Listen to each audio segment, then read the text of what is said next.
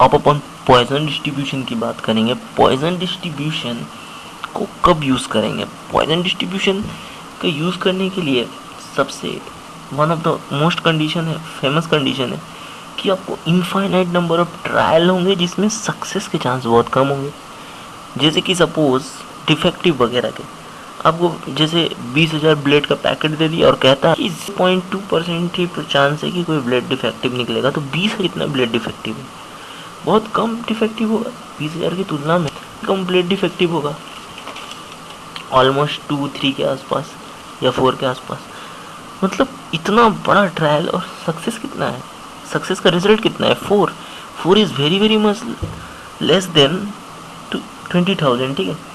तो एक ये केस है। दूसरा केस टाइम वगैरह डिस्कस किया रहेगा, per day per unit time पे, मतलब टाइम वगैरह का डिस्कशन रहे, तो पॉइजन डिस्ट्रीब्यूशन लगाना है। तो पॉइजन डिस्ट्रीब्यूशन में जो प्रोबेबिलिटी मास फंक्शन यूज़ करते हैं वो है fx equals to e to the power minus lambda to the power x by x factorial. Positive value है और जिसको मीन भी कहते हैं, और लैम्डा इक्वल्स टू NP होता है।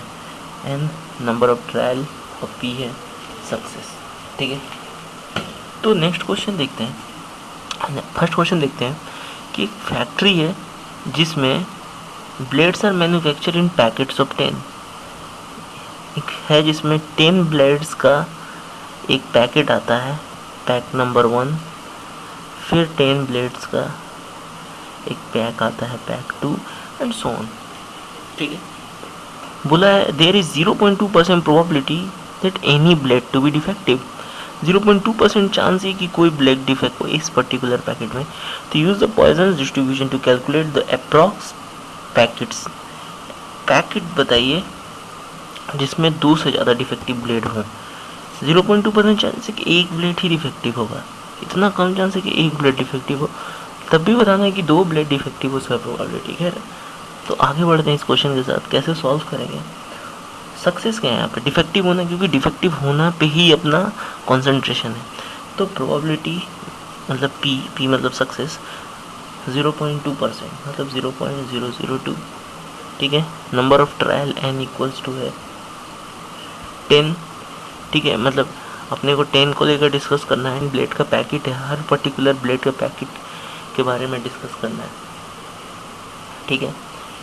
और सबसे बड़ा बात, अगर आपको कन्फ्यूज़न हो n किसको लेना, तो जो बड़ा और छोटा हो उसमें जो छोटा वाला होगा उसका n लेंगे पॉइजन डिस्ट्रीब्यूशन में, ठीक है ना।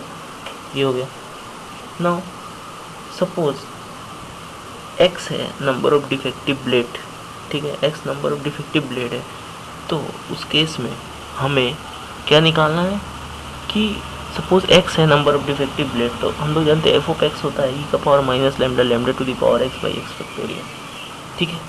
अच्छा, हम लोग को निकालना है probability of getting 2 defective blades, ठीक है ना। नंबर तो हमको f(2) निकालना है, ठीक है। तो f(2) कितना हो जाएगा? e to the power minus 0.02, ठीक है। कैसे 0.02? Lambda equals to NP, this into this करेंगे तो 0.02 आएगा, ठीक है। Into lambda to the power x मतलब 2 बाई x फैक्टोरियल मतलब 2 फैक्टोरियल। सॉल्व करेंगे, e का पावर माइनस 0.02 का वैल्यू होता है 0.9802, इंटू वैल्यू बैठा के आएगा 1.96 into 10 to the power minus 4। इतना प्रोबेबिलिटी है कि किसी एक पैकेट में 2 डिफेक्टिव ब्लेड मिलेंगे। देखिए कितना कम, ठीक है।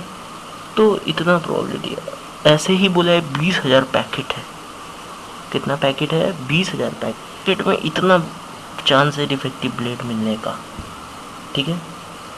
एक पैकेट में डिफेक्टिव ब्लेड मिलने का प्रोबेबिलिटी कितना है? इतना, ठीक है। तो 20,000 पैकेट में डिफेक्टिव ब्लेड मिलने का प्रोबेबिलिटी कितना हो जाएगा, मतलब कितना नंबर ऑफ डिफेक्टिव ब्लेड होंगे? 20,000 into 1.96 into 10 to the power minus 4। इतना परसेंट चांस है एक पैकेट में मिलने का डिफेक्टिव ब्लेड। तो 2000 में कितना परसेंट चांस होगा, मतलब कितना होगा एक्चुअली? तो अप्रॉक्स 4 ब्लेड्स आएगा इसको सॉल्व करने में। 3.9 मतलब 4।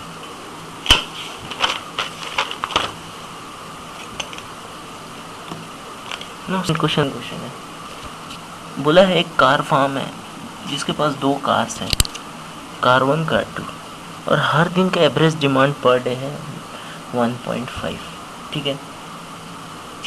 तो हर डे का एवरेज डिमांड दिया 1.5, मतलब मीन दिया हुआ है 1.5, ठीक है ना।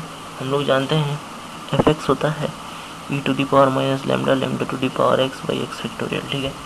तो बोला है calculate the proportion of day on which neither car is used. ऐसा बताइए जब कोई भी कार यूज़ ना हो, कोई भी कार यूज़ ना हो, इसका मतलब क्या है, प्रोबेबिलिटी कि कोई कार का डिमांड ना हो, कोई मांगेगा ही नहीं तो यूज, ठीक है, ठीक है। और तो हम लोग एक्स एक वेरिएबल है जो कि हम लोग को बताता है number of demand per day, ठीक है, number of demand per day. तो जिस दिन कोई भी डिमांड ना हो उस दिन कोई कार ना यूज़ होगा नहीं, तो डिमांड ना हो मतलब एक्स इक्वल टू 0 हो, t to the power minus lambda lambda to the power 0 by 0 factorial p to the power minus lambda, lambda का वैल्यू 1.5, तो इसका वैल्यू 0.2231। और बोला है कैलकुलेट द प्रोपोर्शन ऑफ डे जिस दिन डिमांड रिफ्यूज़ हो जाए।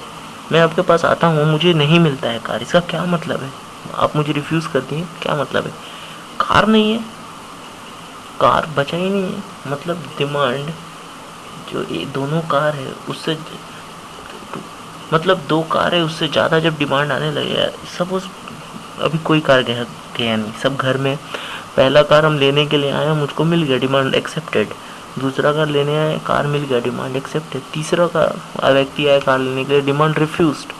क्योंकि जो अपना जो है डिमांड, जो अपना हर दिन का डिमांड वो 2 से ज़्यादा नहीं होना चाहिए। तो जब रिफ्यूज़ होगा तो ऑब्वियसली एक्स का वैल्यू ग्रेटर देन 2 होगा, ठीक है।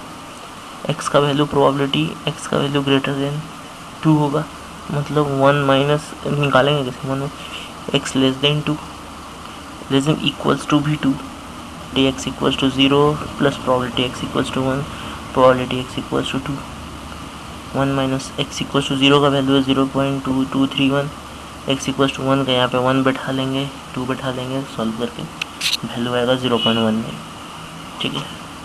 तो ये होगा आंसर।